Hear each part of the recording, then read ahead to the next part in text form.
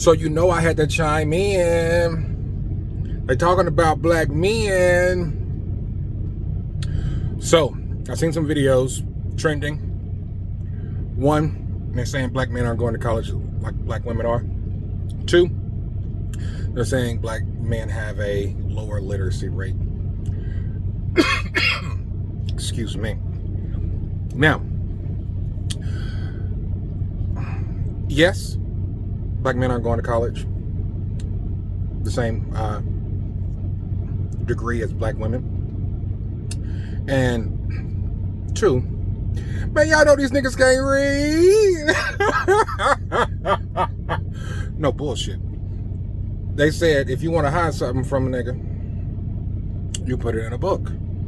This is an old adage. This is a fable that has been told for before I was even born. So this is not new. This is true. This is an ongoing thing. Now, we can say why black men don't read. And what it is, because it is a sad scenario. One thing, black men don't read because the community as a whole doesn't value education. When I say community, I mean black women and collective. They don't value black men's education prowess. And I don't want to re-say that word. But they will see the person who is uneducated as more attractive than the person that is educated. A nerd will not get the same treatment as a thug, gangster, so and so. So, if men do everything to captivate, attract, and procreate with women, then why would I limit my chances by being educated? That would only hinder me in the dating field if I'm a black man, right? So that's one reason, right? It's definitely a good reason. Now, we go back to black men going to college. Now, what's crazy is that black men are going to college, or they're calling college prison. Flip that, vice versa. They're calling prison college. Now,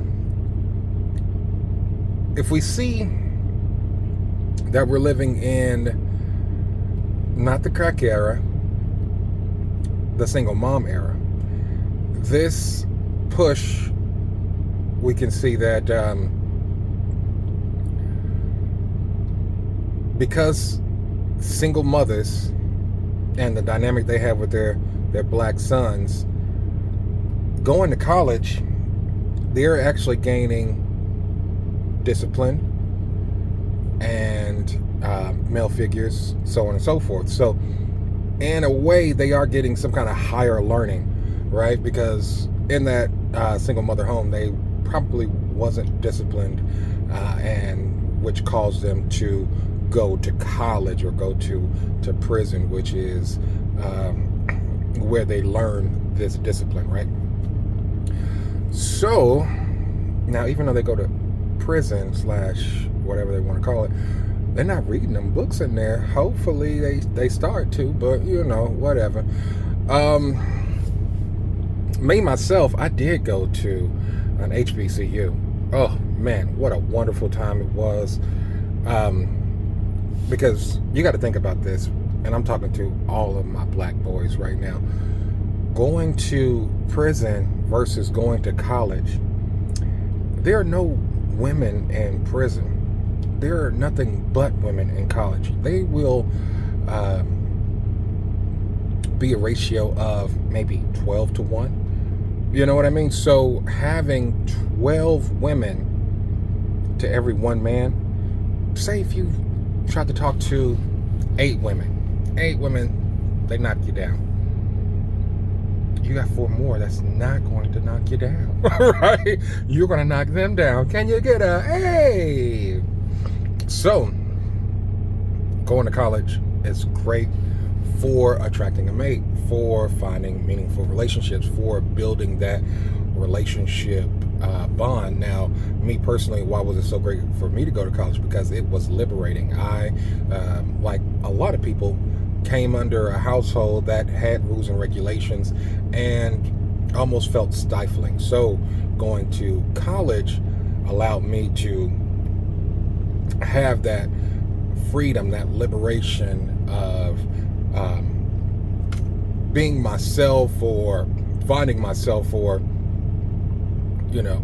doing for self. So a lot of that was great for me personally, and I believe a lot of people can account for that. Now, as we flip-flop back and forth. Now, when we talk about people that go to college, I am currently a CDL driver, college educated, right? Marketing degree. But what is a degree if you're not using it, right? Likewise, I mean, I did advertising, and did the white collar work. It's cool. I had a conscience about it, so I was like, I can't sell you nothing knowing that really I'm just trying to make money off of you. And when you talk about your business is not getting the looks or the ROI, it was kind of affecting my psyche. So I was like, let me cut it out. Now, going to college thinking you're going to make all this great money, it's not necessarily the case.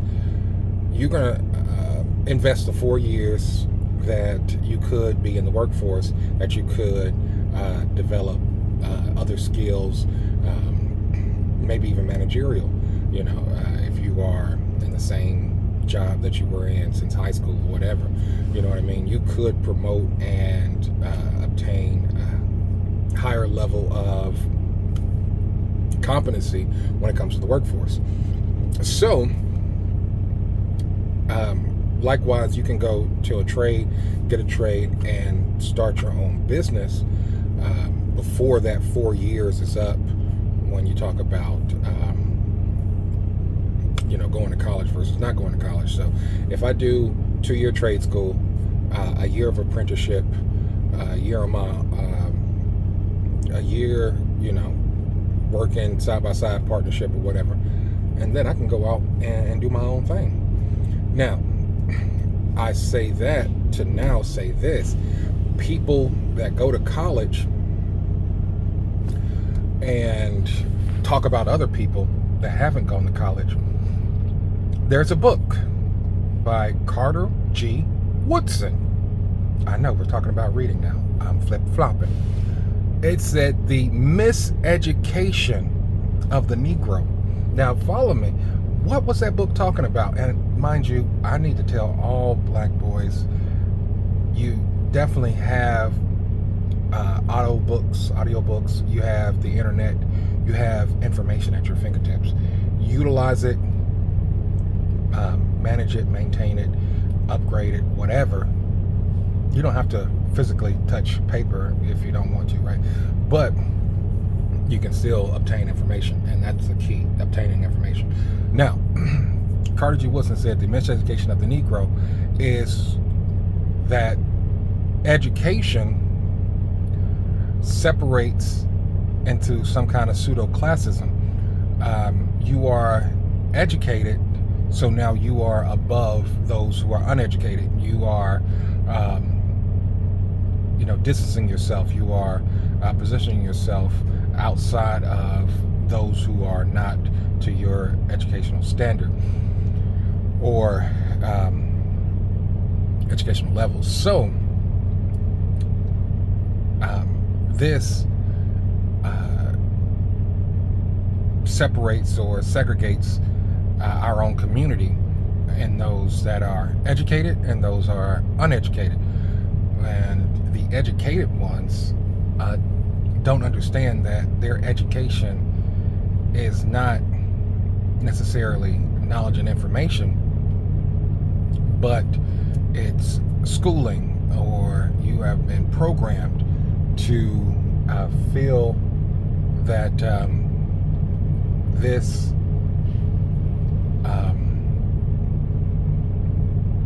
the system that we are in can benefit you. You are now going to be part of the problem than the solution, in essence, because you feel like, now that I'm educated, I am more attractive in the workforce, I'm more attractive in the communities, the boardrooms, the golf courses, what have you, whatever, etc., right? So because I have this, because I wear this degree on my sleeve, I'm now able to present myself in a certain light that will allow the predominant class to accept me more readily, because I'm educated. They don't just see blackness. I have a degree on top of my skin. See what I'm saying? That's the miseducation of it. So as we come back to college and reading, these things are true,